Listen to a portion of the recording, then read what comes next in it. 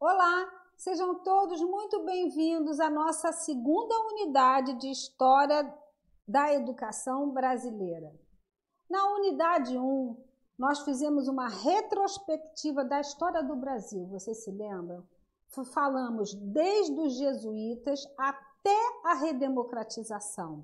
Isso foi muito importante para que nós possamos contextualizar esses momentos históricos com os principais fatos e as consequências desses fatos para a educação brasileira. E é isso que nós vamos ver nessa unidade 2, o reconhecimento da importância dos principais fatos históricos do Brasil e as suas consequências na educação brasileira. Preparados e preparadas? Vamos lá então.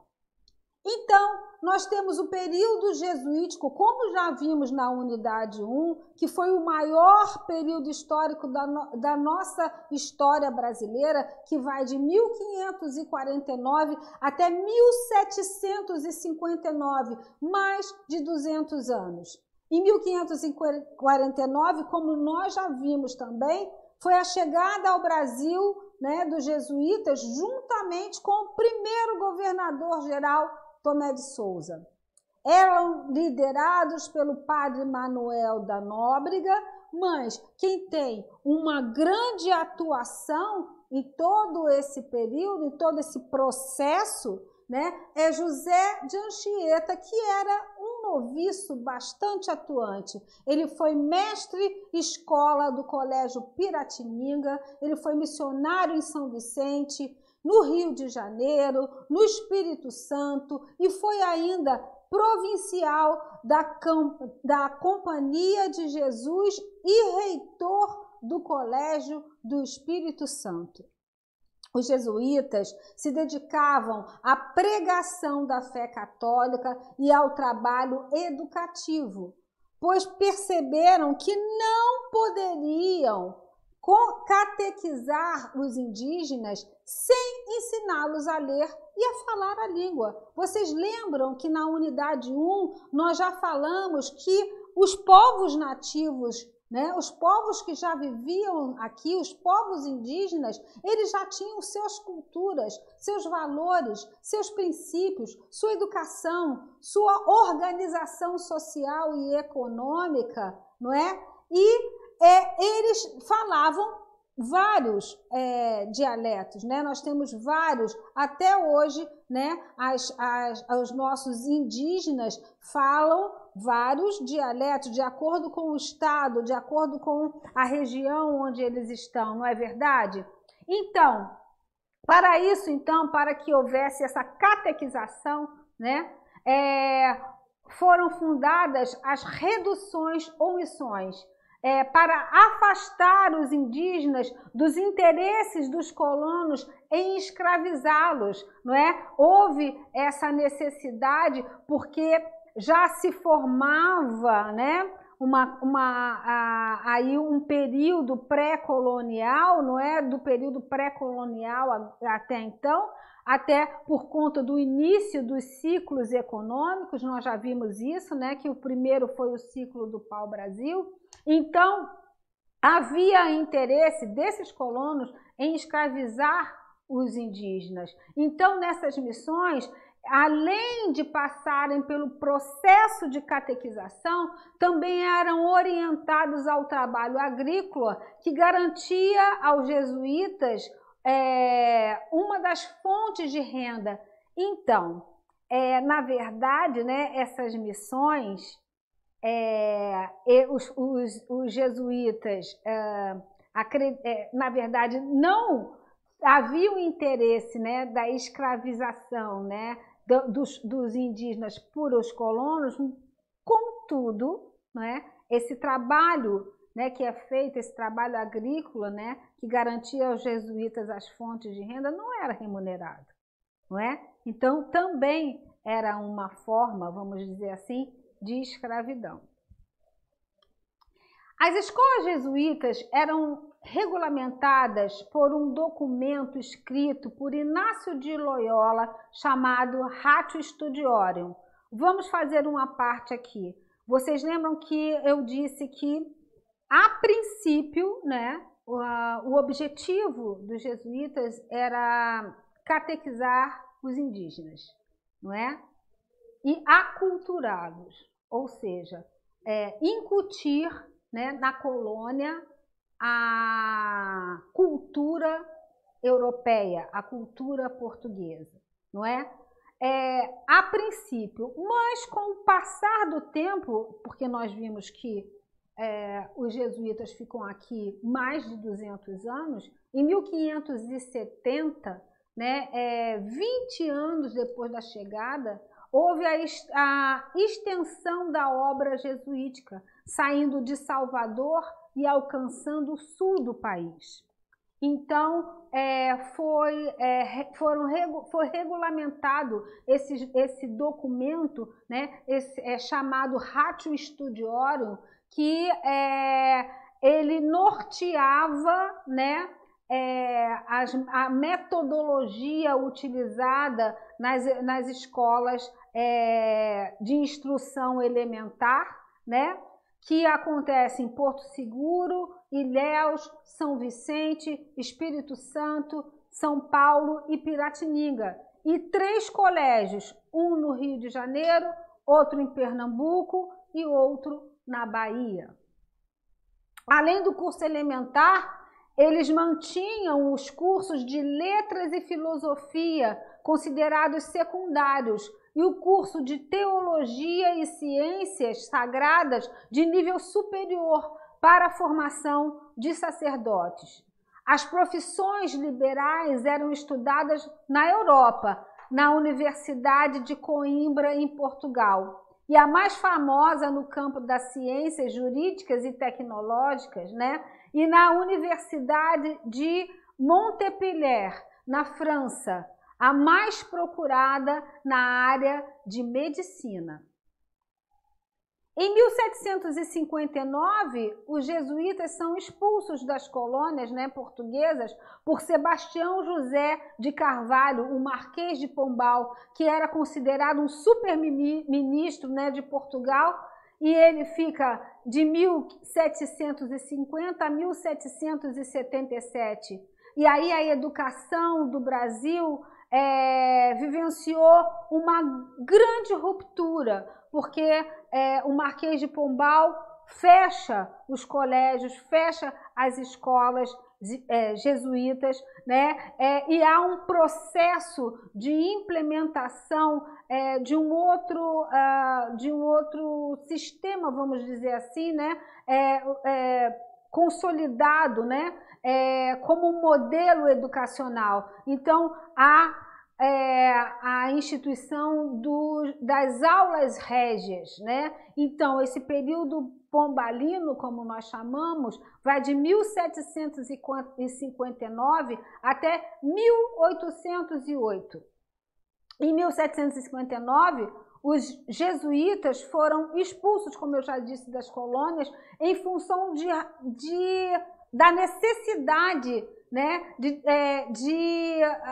uma mudança radical, não é? Houve a extinção, então, como eu já falei também, do Ratio Studiorum e a criação das aulas régias.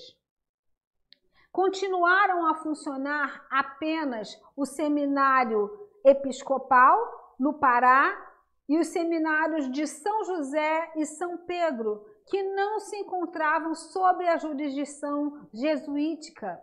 A Escola de Artes e Edificações Militares na Bahia e a Escola de Artilharia no Rio de Janeiro. O resultado dessa decisão de Pombal foi desastroso. No princípio do século XIX, a educação brasileira estava reduzida a praticamente nada. Esse período, inclusive, é considerado historicamente o período das trevas. O sistema jesuítico foi totalmente desmantelado e nada que pudesse chegar próximo dele foi organizado para a continuidade de um trabalho da educação. Esta situação somente sofreu uma mudança com a chegada da família real ao Brasil em 1808. Temos então o período joanino, que vai de 1808 até 1820, não é? Em 1808, com a chegada da família real, nós já falamos sobre isso, né? Ele providencia, Dom João VI providencia a abertura das nações, dos portos para as nações amigas. Lembram disso? Lembram do bloqueio continental de Napoleão lá na Europa, que visava fechar os portos para a Inglaterra? Lembram disso? E foi um dos motivos, né, que fez Dom João se mudar para o Brasil com toda a sua corte e a família real? Pois bem, mas Dom João VI também funda uma escola de educação onde se ensinavam as línguas portuguesa e francesa, retórica, aritmética, desenho e pintura. Cria também a Academia da Marinha no Rio de Janeiro.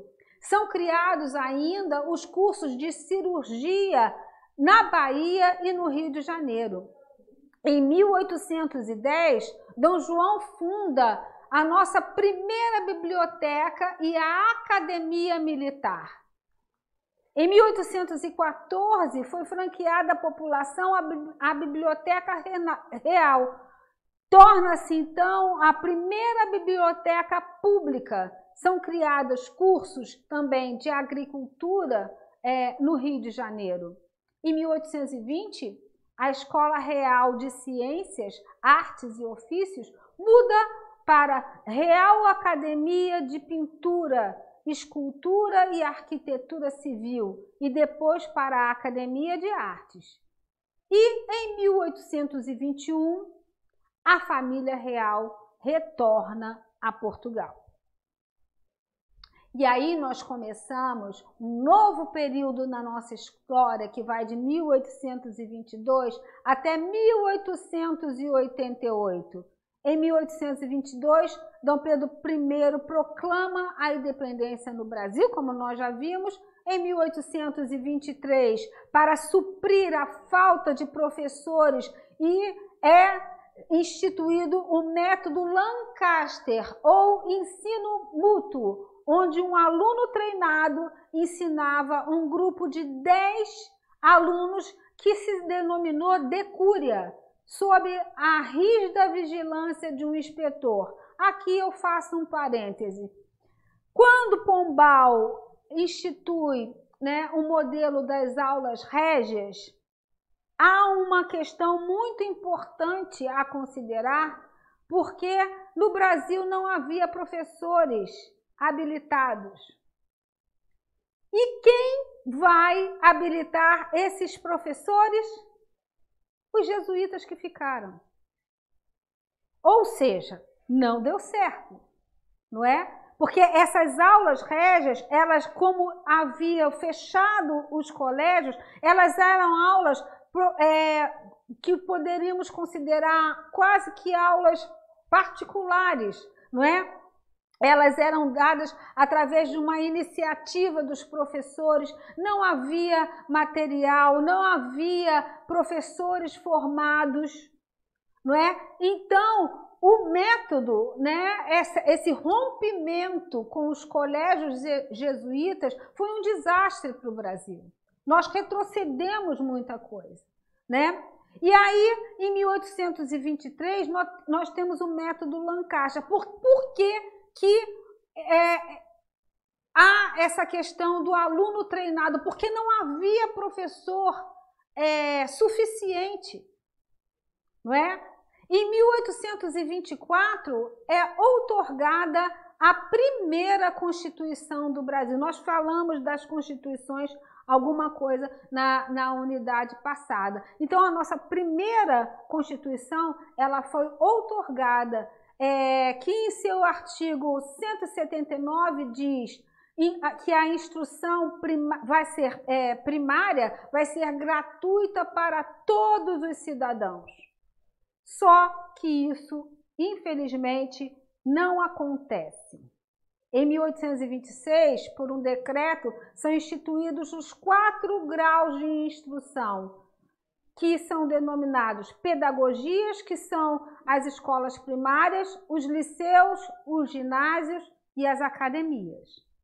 Em 1827, o projeto de lei propõe em todas as cidades e vilas que fosse realizado o exame na seleção de professores para a nomeação ainda e a abertura das escolas para as meninas, que até então não podiam frequentar as escolas. Em 1834, pelo ato adicional à Constituição, há uma disposição que as províncias passariam a ser responsáveis pela administração do ensino primário e secundário. E aí nós temos um grande desafio, porque as províncias não tinham recursos para administrar o ensino primário e o ensino secundário. Em 1837 foi criado no Rio de Janeiro o Colégio Pedro II, com o objetivo de se tornar um modelo pedagógico para o curso secundário. Mas a gente vê que só mais adiante esse resultado vai acontecer, não é? O Colégio Pedro II ainda existe no Rio de Janeiro, não é? É considerado um modelo, uma escola de referência, um colégio de referência, mas muitos anos depois da sua fundação. Até a proclamação da República, então, em 1889, praticamente nada se fez de concreto para a educação brasileira. Apesar da afeição, como eu já disse, né, na unidade 1, do imperador Dom Pedro II pela tarefa educativa, muito pouco foi feito em sua gestão para que se criasse no Brasil um sistema educacional. Nós vimos lá na nossa unidade 1 que esse período imperial foi um período muito conturbado, tanto para Dom Pedro I quanto para Dom Pedro II. Embora nós tivéssemos tido um grande avanço na educação, né, no que se podemos dizer, no esboço, né, de um sistema educacional a partir, né, do reinado de Dom Pedro II, mas com poucos resultados, né, embora, mais uma vez, o imperador fosse um defensor da educação, mas devido às situações políticas e econômicas do Brasil, ele não pôde avançar mais em seus projetos educacionais. Bem, assim terminamos a primeira parte da nossa videoaula. Na segunda parte, veremos o que acontece da proclamação da República até a redemocratização com a educação brasileira. Leiam o e-book, façam as atividades e, mais uma vez, muito obrigada pela atenção e até o nosso próximo encontro. Tchau, tchau!